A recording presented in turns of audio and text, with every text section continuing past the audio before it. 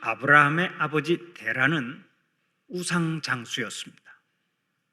비 올 때 쓰는 우산이 아니고 우상을 만들어서 파는 우상 장수였어요. 요즘으로 말하면 석가상이나 각종 우상 조각상을 만들어 팔던 사람이었습니다. 그래서 창고에는 항상 조각상들이 가득 차 있었는데 어느 날 아브라함이 그 창고에 들어가서 몽둥이로 그 조각상들을 다 때려 부숴버렸습니다. 아브라함의 아버지 데라가 밖에 나갔다 들어와 보니까 조각상들의 머리와 팔다리가 전부 다 바닥에 떨어져 있었습니다. 기겁을 한 데라가 아브라함에게 찾아가서 물었습니다. 아브라함아, 이게 어찌 된 일이냐? 누가 이렇게 만들었단 말이냐? 그때 아브라함이 시치미를 뚝 떼고서 이렇게 말했습니다. 아버지, 제가 밖에서 놀고 있는데 갑자기 창고에서 요란한 소리가 나지 뭡니까? 그래서 들어가 보니까 조각상들끼리 서로 치고 패우고 싸우고 가관이더라고요. 결국 자기들끼리 싸우다가 저렇게 된 것입니다. 데라는 어이가 없어서 소리쳤습니다. 야 이놈아, 이것들이 어떻게 서로 싸운단 말이냐? 생명도 없는 조각상들이 어떻게 움직이면서 싸움을 하냐고. 그 말이 끝나자마자 아브라함이 이렇게 응수했습니다. 아버지 말씀 한번 잘하셨습니다. 저것들은 아무런 생명도 없고 힘도 없습니다. 그래서 제가 몽둥이를 휘둘러도 어느 것 하나 피하지를 못하고 저렇게 만신창이가 되고 말았습니다. 그런데 저것들을 신이라고 하면서 신상들을 만들어 파는 것이 말이 됩니까? 아버지 데라가 입이 10개라도 할 말이 없었습니다. 즉각 회개했습니다. 그리고서 창조주 하나님께 무릎을 꿇었다는 전설이 있습니다. 이 세상에는 아무런 생명도 없는 것들을 신으로 섬기는 사람들이 많습니다. 부처상부터 시작해서 원숭이상, 코끼리상, 사자상, 그리고 바위나 나무, 태양까지 사람들이 섬기는 우상의 숫자는 셀 수가 없습니다. 바울이 방문했던 아덴이라고 하는 도시도 이러한 우상들이 아주 많았습니다. 그 당시에 아덴에 있는 우상만 약 2만 5천 개에서 3만 개가 있었다고 말합니다. 그러다 보니까 정말로 우스운 일이 있었습니다. 오늘의 본문 23절을 보면 알지 못하는 신이라고 하는 이름이 붙은 우상도 있었다고 말합니다. 얼마나 한심한 일입니까? 우상의 이름을 붙이다가 지쳐서 더 이상 이름도 짓지 못하고 아예 이름을 알지 못하는 신이라고 명명했으니 한심의 극치를 달린 것이죠. 한번 따라서 해봅시다. 무식이 충만하면 사람들을 기리기리 웃긴다. 제 말이 맞죠? 네, 무식이 충만하면 사람들을 기리기리 웃겨요. 지금 세월이 수천 년 흘렀는데 지금도 아덴 사람들의 그 모습이 우리들을 웃기고 있잖아요. 신의 이름도 하나 못 지어서 알지 못하는 신이라고 이름을 짓고 그 우상을 섬겼던 것입니다. 영적으로 무지하면 어이없는 일들을 너무도 쉽게 자행합니다. 그래서 사람들을 기리기리 웃기는 것입니다. 그러면 사람들은 왜 이렇게 우상을 섬깁니까?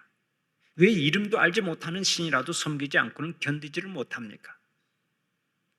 바로 인간의 종교성 때문입니다. 인간은 본능적으로 종교성을 가지고 태어납니다. 하나님께서 태초에 하나님을 섬기는 심성을 주셨던 것입니다. 그런데 인간이 범죄하고 타락하면서 하나님과의 교제가 끊어지고 하나님을 섬기는 신앙을 잃어버리고 말았습니다. 이것이 큰 불행을 가져온 것입니다. 하지만 하나님께서 심어주신 종교성은 아직까지 인간의 마음속에 남아 있습니다. 그래서 오늘 또 사람들은 그 종교성을 가지고 끊임없이 절대자를 찾아 나서고 섬기는 것입니다. 그 어떤 것이라도 믿고 의지해야 안심하고 살아갈 수 있기 때문에 신을 찾아 나선다는 얘기입니다. 그런데 하나님을 찾지 못하니까 엉뚱하게 귀신이나 부처를 섬기고 돈이나 권력이나 인기를 우상으로 섬기며 그 속에서 잠시라도 안도감을 느끼는 것입니다. 오늘의 본문에 나오는 아덴 사람들이 그랬습니다. 그들도 종교적인 열성이 아주 대단했습니다. 그래서 끊임없이 엉뚱한 신들을 만들어 놓고 그것들을 섬겼습니다. 그래서 바울은 본문 22절을 통해서 이렇게 말합니다. 아덴 사람들아, 너희를 보니 범사에 종교성이 많도다. 바울은 일단 그들의 특별한 종교성을 인정하면서 말을 꺼냈던 것입니다. 그러나 여러분, 아무리 큰 종교성과 열심을 가지고 그 무엇인가를 섬긴다 해도 그것이 하나님이 아니라면 얼마나 불행한 일입니까? 아덴 사람들은 종교성이 많았지만 알지도 못하는 신상까지 만들어 놓고 우상을 섬겼습니다. 그 뜨거운 열정으로 하나님을 섬겼더라면 큰 복을 받았을 텐데 그들은 헛된 것만 붙잡고 살았던 것입니다. 호세아 선지자는 우상 숭배하는 자들을 향해 이렇게 말했습니다. 나는 인애를 원하고 제사를 원하지 아니하며 번제보다 하나님을 아는 것을 원하노라. 우리가 여호와를 알자, 힘써 여호와를 알자. 사도 바울도 우상 숭배하는 자들을 향해서 내가 너에게 알게 하리라 하고 말했습니다. 종교성이 중요한 것이 아닙니다. 열심과 열정이 중요한 것이 아닙니다. 중요한 것은 이 세상에 참신이신 하나님을 만나고 그분 하나님 한 분만을 섬기는 일이 가장 중요한 것입니다. 그런 의미에서 우리는 이미 놀라운 복을 받은 줄로 믿습니다. 참신이신 하나님만을 경외하며 천성을 향해 한 걸음 한 걸음 나아가는 우리야말로 이미 인생 최대 복을 받은 것입니다. 하나님을 믿고 하나님의 말씀 따라 살아가는 것이 가장 큰 복인 줄 알고 마지막까지 믿음의 경주를 잘하는 여러분들이 되시기를 바랍니다. 그러면 바울은 우리가 믿는 하나님이 어떤 분이라고 증언했습니까? 오늘의 본문 24절, 25절 말씀을 함께 읽어보면서 확인해 볼까요? 24절, 25절 말씀을 다시 한번 함께 봉독합니다. 우주와 그 가운데 있는 만물을 지으신 하나님께서는 천지의 주제시니 손으로 지은 전에 계시지 아니하시고 또 무엇이 부족한 것처럼 사람의 손으로 섬김을 받으시는 것이 아니니 이는 만민에게 생명과 호흡과 만물을 친히 주시는 이심이라. 아멘. 바울은 그들에게 맨 먼저 신관부터 가르쳐 주어야 할 필요를 느꼈습니다. 그 이유는 그들이 워낙 다른 신관을 가지고 있었기 때문입니다. 우리가 아는 대로 신관은 참으로 중요하죠. 신관에 따라서 그 사람의 인생관이 달라지고 가치관이 달라지고 역사관이나 세계관이 달라지기 때문입니다. 그러므로 바른 신관이 없이는 바른 인생관이 생길 수가 없습니다. 하나님에 대한 바른 이해가 없이는 참된 행복의 가치를 알 수가 없습니다. 그래서 사도 바울은 하나님에 대한 바른 신관을 갖도록 하기 위해서 하나님을 5가지로 소개했습니다. 그것이 무엇입니까? 첫째로 하나님은 우주 만물을 지으신 창조주라고 말씀하지요. 본문 24절을 보십시오. 우주와 그 가운데 있는 만물을 지으신 하나님께서는 하고 소개했죠. 우주와 그 가운데 있는 만물을 지으신 하나님. 하나님에 대한 신앙 고백은 바로 여기서부터 시작되는 것입니다. 하나님은 어떤 분이신가? 하나님은 역사와 우주와 지구와 인간을 창조하신 분이시다. 이것이 신앙 고백의 출발입니다. 그러나 이 땅에 있는 많은 사람들이 하나님을 인정하지 않으려고 합니다. 무신론자들이나 범신론자, 회의론자, 불가지론자, 공산주의자 등등은 어떻게 하든지 하나님을 인정하지 않으려고 애를 씁니다. 그런데 이것은 마치 자식이 부모를 인정하지 않으려고 하는 것과 같습니다. 여러분, 이것이 얼마나 어리석은 일입니까? 지금 저희 가정에 3남매가 있습니다. 이들은 분명히 저희가 낳아서 길러가지고 결혼도 시켰습니다.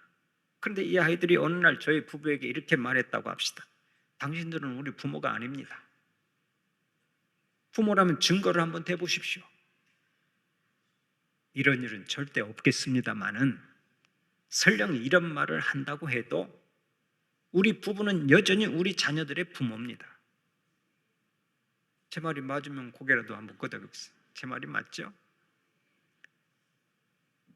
설령 자녀가 그런 말을 한다 할지라도 우리는 여전히 우리 자녀들의 부모라고요.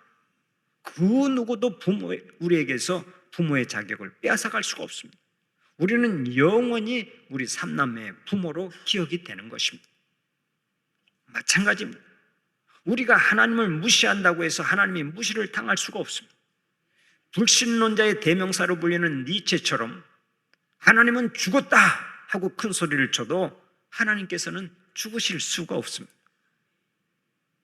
무시당할 수가 없다고요. 인간이 아무리 하나님을 부인해도 하나님은 오늘 또 살아계시고 인간의 창조주로 존재하시는 것입니다. 믿으시면 크게 아멘 합시다. 하나님은 오늘 또 살아계셔서 역사를 주관하시고 우리 인생사를 주관하시고 우리 하나님께서는 친히 영광을 받으시는 것입니다. 둘째로 사도 바울은 하나님께서 천지의 주제가 되신다고 말합니다. 오늘의 본문 24절을 보십시오. 만물을 지으신 하나님께서는 천지의 주제시니 하고 말하죠. 하나님은 인생과 우주와 역사를 창조하셨을 뿐만 아니라 그것을 주관하시고 섭리하시고 통치하시는 분이라는 얘기입니다. 그런데 많은 사람들이 신이 있기는 한 것 같은데 그러면 그 신은 누가 만들었을까? 그리고 그 신의 신은 누가 만들었을까? 라는 문제를 가지고 끝없이 논쟁을 벌이고 있습니다. 그러다가 하나님을 확실히 이해할 수 없다고 하면서 하나님을 믿지 못하겠다고 말합니다.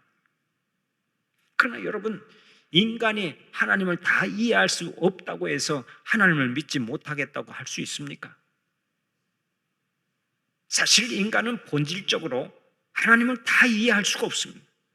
오직 하나님께서 보여주신 것만큼만 알 수 있습니다.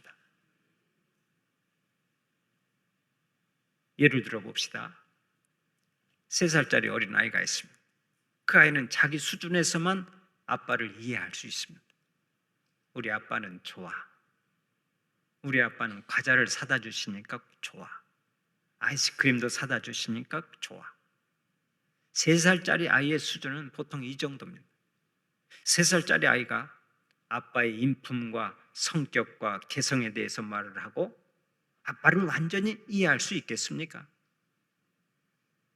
우리 아빠는 인품이 고루하시고 또 성격도 좋으시고 취미생활도 다양하게 하시고 세상에 나아가서는 모든 사람들에게 선한 영향력을 끼치는 훌륭한 아버지십니다.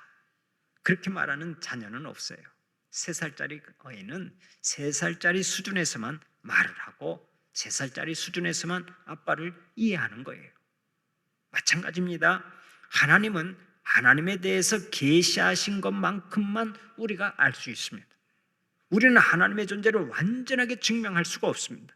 그럼에도 불구하고 하나님은 오늘도 인생을 주관하시고 역사를 운행하시는 것입니다. 셋째로 하나님은 손으로 지은 곳에 계시지 않는다고 말하죠. 오늘의 본문 24절 하반절을 보십시오. 천지의 주제신이 손으로 지은 전에 계시지 아니하시고 하고 말씀합니다. 그렇습니다. 하나님은 인간이 지은 어떤 물건이나 건물 속에서 사시는 분이 아닙니다. 이는 우상과 아주 대조적인 특징을 가지고 있죠. 우상은 사람이 만들었습니다. 그런데 그것을 놓고 신이라고 말합니다. 자기 손으로 만들어 놓고 그것을 하나님이라고 말하면서 기도하고 의지합니다. 얼마나 어리석은 일입니까? 하나님은 어느 한정된 곳에 계시는 분이 아닙니다. 우리의 하나님은 지금 성전에도 계시고 우리의 집에도 계시고 산에도 계시고 바다에도 계시고 우리나라에도 계시고 다른 나라에도 계시고 아니 계시는 곳이 없습니다. 그래서 우리는 무소부재하신 하나님이라고 부르면서 하나님께 기도를 올리는 것이죠. 아니 계시는 곳이 없는 신이기 때문에 우리가 하나님이라고 부르고 그 하나님을 의지하고 사는 것입니다. 넷째로 하나님은 무엇이 부족해서 사람의 손으로 섬김을 받는 분이 아니라고 말합니다. 오늘의 본문 25절을 보십시오. 또 무엇이 부족한 것처럼 사람의 손으로 섬김을 받으시는 것이 아니니 하고 말하죠. 그렇습니다. 하나님은 사람이 드리는 헌금이나 제물을 받아먹고 사시는 분이 아닙니다. 세상 사람들이 만들어 놓은 거짓 신들이나 받아먹어야 살지 하나님은 그렇지 않습니다. 모든 것의 주인이 되신 하나님께서 무엇 때문에 인간의 도움을 받고 살아가시겠습니까? 다섯째로, 하나님은 모든 인류에게 생명과 호흡을 주시는 분이시며 인간이 필요한 모든 것을 친히 공급해 주시는 분이라고 말합니다. 오늘의 본문 25절 하반절을 보십시오. 이는 만민에게 생명과 호흡과 만물을 친히 주시는 이심이라 하고 말하지요. 그렇습니다. 하나님께서는 온 세상을 창조하시고 주관하시는 분이기 때문에 오늘 또 우리 인간에게 필요한 모든 것을 공급해 주십니다. 태양과 달과 지구가 지금의 자리에서 우연히 공전하고 자전하고 빛을 비추는 것이 아닙니다. 우리가 살고 있는 이 세상에 신선한 공기와 물과 바람과 비와 땅의 양분이 우연히 존재하는 것이 아닙니다. 모든 것은 하나님의 작품입니다. 인간에게 생명과 호흡과 만물을 주시는 하나님께서 인간이 생존할 수 있도록 친히 모든 것을 준비해 놓으신 것입니다. 얼마나 감사한 일입니까? 바울은 이렇게 5가지로 하나님을 소개했습니다. 이 내용은 생각해 볼수록 깊이가 있는 말입니다. 에피쿠로스 학파나 스토아 철학파가 전혀 생각할 수 없는 아주 신비롭고 새로운 이야기라고 할 수가 있죠. 오늘 여기 계신 여러분은 어떻습니까? 하나님이 살아계신 것을 확실히 믿습니까? 하나님께서 세상을 창조하시고 지금도 다스리시는 것을 확실히 믿습니까? 날마다 필요한 것을 채워주시는 줄 믿습니까? 우리를 구원하기 위해서 아들 예수 그리스도를 이 땅에 보내신 것을 믿습니까?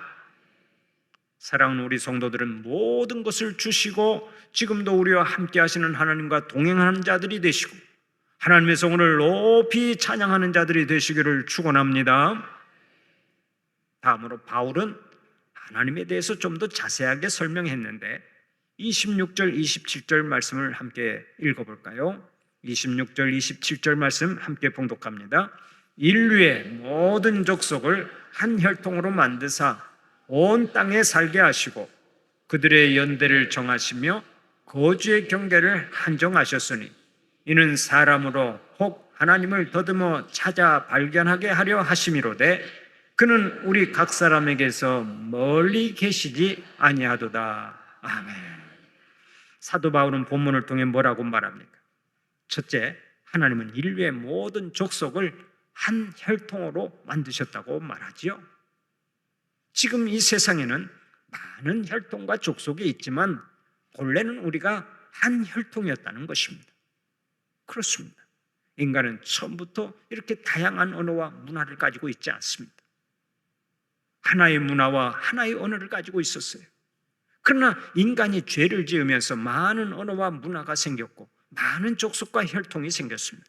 그리고서 서로 다른 혈통과 족속이 싸우고 물고 뜯는 비극이 일어나게 되었습니다. 수년 전에 제가 새로운 시작이라고 하는 뜻의 아포칼립토라고 하는 영화를 본 적이 있습니다. 그 영화의 배경은 마야 문명이 멸망하기 전에 아메리카입니다. 마야 문명이 한창 번창하던 시절이었습니다. 평화로운 부족 마을에 한 젊은 전사가 살았는데 그의 이름이 표범발이었습니다. 이름이 표범발, 굉장히 빨랐던 모양이죠. 그래서 이름을 표범발이라고 지었는데 그 표범발이라고 하는 사람이 가족과 함께 행복한 나날을 보내며 살아가고 있었습니다. 그러던 어느 날 잔인한 전사로 구성된 다른 부족의 침략자들이 그의 마을을 습격해서 수많은 부족민을 학살했습니다. 그리고서 일부 젊은 남녀들을 제물로 바치기 위해서 그들의 왕국으로 끌고 갔습니다. 그때 표범발은 그 혼란 속에서도 자기 아내와 어린 아들을 깊숙한 우물에 숨겨놓고서 자신은 인질로 끌려가게 되었습니다. 끌려간 사람들이 한 사람씩 제단에 눕혀지면 큰 칼로 목을 쳤습니다. 목을 칠 때마다 머리는 수많은 사람들이 서 있는 계단 아래로 떼굴떼굴 굴러가는데 너무나 그 광경이 잔인했습니다.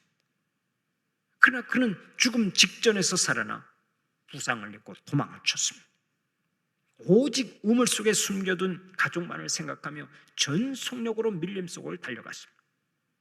맹수의 습격과 늪지대 등등 생명을 위협하는 요소가 꽉 차 있었지만 그에게 있어서 가장 무서운 존재는 역시 최강의 전사로 구성된 추격대였습니다.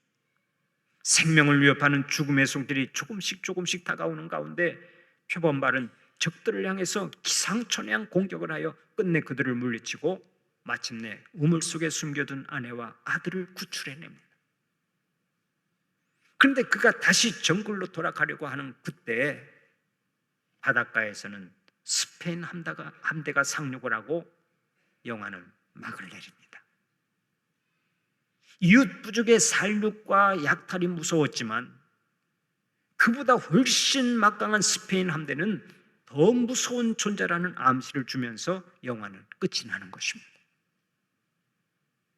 실제로 스페인을 비롯한 강대국들이 힘없는 국가의 부족들을 얼마나 많이 약탈하고 억압하고 노예로 부려먹었습니까? 사실 서로 다른 혈통과 족속이 싸우고 물고 뜯는 비극은 아직도 계속되고 있죠. 이스라엘과 하마스의 전쟁이 그렇고 러시아와 우크라이나의 전쟁이 그렇고 최근에 시작된 인도와 파키스탄의 전쟁이 다 혈통이 다른 부족들이 싸우는 것입니다. 그런데 많은 사람들이 이런 전쟁과 비극적인 사건들을 보면서 하나님을 부인합니다.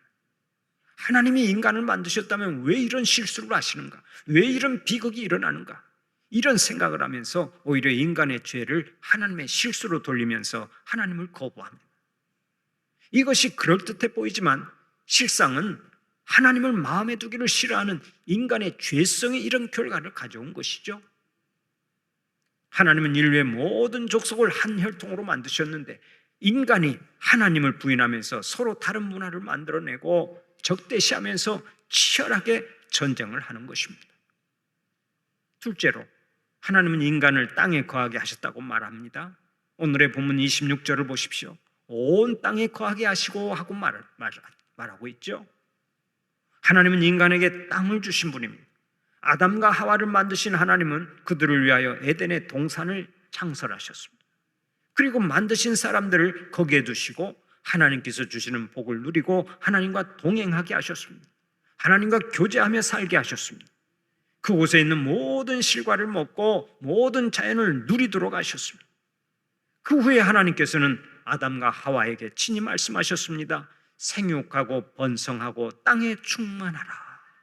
바로 이것이 하나님께서 주신 또 하나의 큰 복이죠. 그러나 죄가 들어오면서 어떻게 되었습니까?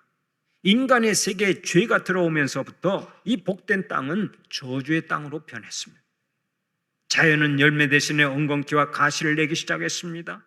남자는 땀을 흘려야 먹고 살 수 있게 되었고 환경은 오염이 되어서 인간이 살기 어려운 땅이 되고 말았습니다. 태초에 하나님께서는 복된 동산을 만드셨지만 인간은 죄를 짓고 복된 땅을 저주의 땅으로 만들어버렸습니다. 그래서 저주의 땅을 바라보며 사람들은 하나님이 도대체 어디 계시냐 하고 말하게 된 것입니다. 우리가 환경 오염에 대해서 많은 말들을 합니다. 그러나 성경적으로 볼 때 환경 오염 문제를 해결할 수 있는 진정하고도 유일한 방법은 우리 모두가 하나님께로 돌아가는 것만이 비결인 줄 아시기를 바랍니다.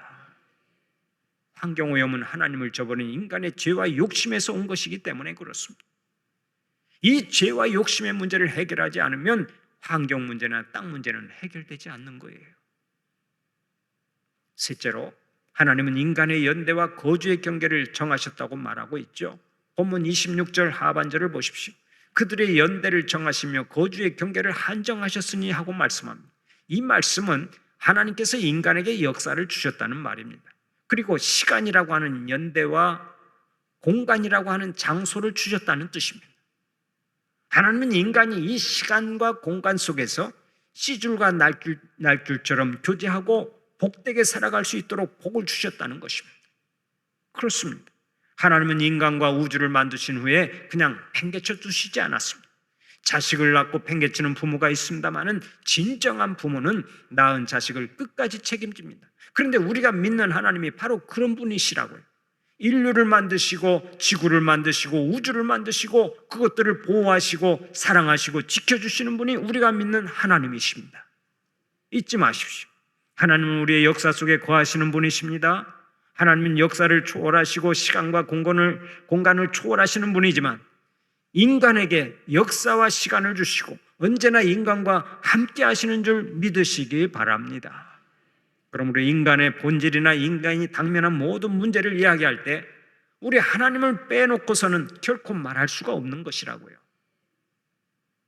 이렇게 하나님을 설명하고 난 바울은 오늘의 본문 28절, 29절을 통해서 하나님 앞에서 인간은 어떤 관계를 가져야 하는지를 설명합니다. 오늘의 본문 28절, 29절을 보면 이렇게 말씀하고 있습니다.